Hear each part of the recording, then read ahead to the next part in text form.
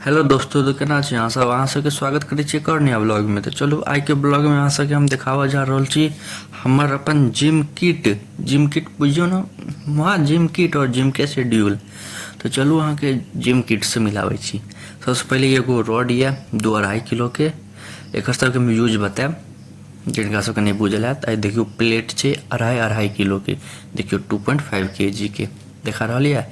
एहन एगो दूगो प्लेट आ दूगो उम्हरो या 4 गो एहन प्लेट छै। ठीक, 4 गो से ज़्यादा प्लेट नहीं है पास, 4 गो या टोटल 10 किलो। दूगो डांडिया, देखियो डांडिया जकाँ ई डंटा से हो। ओहिके बाद ई जे है और लंबा वाला रॉड में लगे छै, दूगो छै इहो, एगो एहि तरफ एगो एहि तरफ। ठीक, ओहिके बाद देखियो एगो छै ई हाथ के नस के बनावे वाला या हाथ के फोराम कहियो जे भी कहियो, ई करे वाला छै। ई दूगो छलै, एगो हमर भैया लऽ के चलि गेल छथिन, तो एगो हमरा पास एगो भैया के पास छै। तो देखियो इएह एते छै। आई हमर घर भेल। एक बेर हम हाउसो टूर दऽ देब अहाँ सबके, तो ओहि रेडी रहब अहाँ सब। देखियो इएह छै हमर जिम किट। ठीक छै, तो चलू अहाँ सबके एकर यूज बताबै छी। तो देखियो हम कनिक और आगाँ घुसैक जाइ छी जे बढ़िया से देखे। तो चलू आब अहाँ सबके बताबै छी एकर यूज अछि। तो पहले देखियो डंटा छै, ई दूगो डांडिया भेल, ई हाथ वाला एक्सरसाइज भेल, एकर भेल, आ ई प्लेट भेल। ठीक छै, एतबे हमारे पास किट छै, ऐसे ज़्यादा नहीं छै। ये से हम अपन जिम के एक्सरसाइज करै छी। तो पहले ओकरा चलू साइड कऽ लेलू, एकरो अखन साइड करू, इहो दूगो जोकर नट छै ओकरो साइड करू। आब देखियो ई दूगो डांडिया जकर डंटा ये, एहिमे ई प्लेट लगेबै। तो सबसे पहले एकर नट खोलि लै छी। ठीक छै, एकर नट खोलि कऽ एहिमे लगा दै छियै। फिर इम्हरो नट खोलि कऽ, किएकि पहिल यऽ तऽ एकरा हम कनिक तेजी कऽ देलहुँ है स्पीड, जे जल्दी भऽ जाए, ज़्यादा टाइमो नहीं लगे। और पहिल छै तऽ अहाँ सबके हम देखा दै छी, ओहिके बाद दोसर तेसर में हम ट्रांजिशन लगा देब। ठीक छै, तो पहिल देखियो ई छै। अहाँ सबके लगैत हैत जे हमर मुँह नहीं देखा रहल छी, कैमरा के ठीक से एंगल सेट नहीं है। तो हम अखन अपन फेस रिवील नहीं करब। अहाँ सब 1000 हमर सब्सक्राइबर पूरा देबै तो अपन फेस रिवील करब। तो जल्दी से जल्दी अहाँ सब सब्सक्राइब करियो हमर चैनल के, और जल्दी से जल्दी हमर टारगेट के 1000 के पूरा करियो। तो हम जल्दी से जल्दी अहाँ सबके फेस रिवीलो कऽ देब, अपन होम हाउस टूरो देखा देब। तो जल्दी से जल्दी सब्सक्राइब करू। नट लगाबे में कनिक देरी लगे छै, तो कनिक ठीक से लगेबै। जल्दीबाजी तो कनिक दिक्कत भए छै, जल्दीबाजी के काम। तो देखियो एनाही अइहो में लगा लेबै। ठीक छै, तो अब हम चुटकी बजा कऽ ट्रांजिशन लगाएब।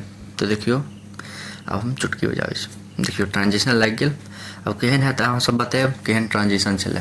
तो चलू अब टी शर्ट के बाँहि के ऊपर कऽ लेलू। आ देखियो पहले एनाही ओकरा सेट कऽ लेबै, ओहिके बाद एना एना ऊपर नीचा करब, जते अहाँके हुए कयल। देखियो एहन एहन के बहुत रंग के एक्सरसाइज होइ छै। हम जे करै छी, यूट्यूब पर बहुत रंग के छै, अहाँ सब देख सकै छी, लेकिन हम जे करै छियै से नॉर्मल एहन एहन ई। लेकिन ई जे करै छी रोज करै छी, हम हफ्ता में रोज करै छी। देखै छियै एना अपन रोज करू, कोनो दिक्कत नहीं छै। ई भेल इन्फोर्म बनावला भेल। देखियो एहिसँ इएह यूज छै एकर। टी शर्ट के बाँहि के कनि ऊपर करबै तऽ ज़्यादा कनि फील आयत। तो देखियो ई छै। एहिके बाद आब ई रॉड में लगा कऽ देखाएब एकर दुनू के यूज। ठीक छै, तो फिर से ट्रांजिशन आनै छी। ठीक, देखा रुक जाओ, ठीक कऽ कऽ फिर से एकरा खोलि देबै, तब खोलऽ में टाइम लगतै। ट्रांजिशन देखियो फिर से खुलि गेल। केहन ट्रांजिशन छलै बताएब अहाँ सब कमेंट में। तब एकरा एहिमे सेट करऽ के छै, एहि दूगो के नट जे छै ओकरा एहिमे लगाबऽ के छै। ठीक, तो पहले एकरा प्लेट के एहिमे लगा देबै। हमारे पास अखन कमे प्लेट छै, ज़्यादा प्लेट नहीं छै, एतबे प्लेट ये। 4 और प्लेट मंगेबै 10 किलो के छै, लेकिन ज़्यादा उठाबऽ के रहै छै तऽ हम सिलेंडर उठा लै छी। कनि कम बुझायल वाला तऽ सिलेंडर उठा लिअ, 30 किलो के रहै छै। तो देखियो एगो एकरा एहि पार लगाएब, एगो एहि पार लगाएब। तो ई लगाबऽ में कनिक हाथ के टाइट चाहिए, कनिक मुश्किल से लगे छै। ठीक, तो एकरो ट्रांजिशन इफेक्ट सब लगा दै छी। देखिए लागि गेलै आब। ठीक छै, देखियो इम्हरो एगो लगा देलिए आ इम्हरो एगो लगा देलू। ठीक, आब एहिसँ देखियो हम जे एक्सरसाइज करै छी, पहले बाँहि के ऊपर करऽ दिअ। तो ओहिसँ की होइ छै, कनिक फील अबै छै बॉडी वाला, बॉडी एकदम भयंकर लागि रहल छै। देखियौ एनाही एक्सरसाइज करियौ। ई तऽ 10 किलो छै, हम तऽ 30-40 बेर एना कऽ लै छियै। एतेक बेर तक करियौ जहाँ तक हाथ नहि दुखा जाय। एहि रोज करियौ। एहि सबसँ भेल ई जतेक एक्सरसाइज देखेलहुँ ई कऽ लै छियै। ओकर बाद पुशअप कऽ लै छियै, स्क्वाट जे होइ छै ओसब कऽ लै छियै। जे नॉर्मल एक्सरसाइज सब होइ छै, स्ट्रेच कऽ लै छियै, पुलअप कऽ लै छियै, पुशअप करै छी। ईसब नॉर्मल जे एक्सरसाइज छै इएह सब करै छी।